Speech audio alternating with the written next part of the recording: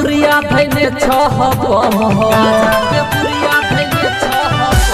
गाजा के पुरिया धैने छह बम हो हमरो पिलाई देन भगेल कम हो इतने करै छिया मांग हो इतने करै छिया मांग हो भोला के टोला में चिलम के भरबै एखने तू पीले न भांग हो भोला के टोला में चिलम के भरबै एखने तू पीले न भांग हो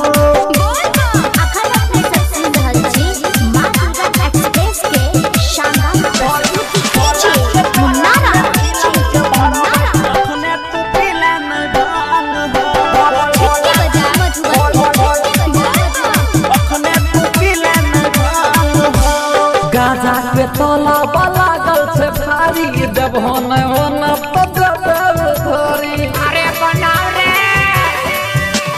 गाजा के तोला लागल से भारी जब होने होना पकड़ धरी बाबा लाइतने में है तने पूरा काटैले एकरा चाही चाकू छुरा जइबै के ना बाबा धाम हो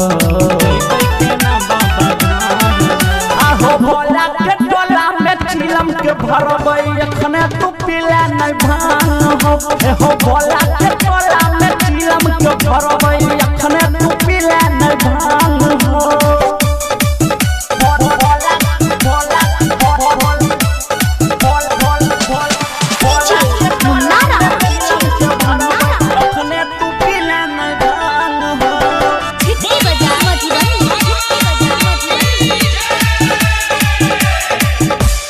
राइटर जग सुंदर तू सुना ध्यान सा गाजा के पुरिया लता बाहो 500 रखने तो झोला भैया चुन चुन हो गाजा भीगे हो की पड़ै ते बुन हो सुना हो अरविंद मोधु अजैया पार करे तू हमरो हो नैया हमरो तू कले सहन हो हमरो तू कले सहन आहो भोला के टोला में चिलम के भरबै एखने तू पीले न भांग हो भोला के टोला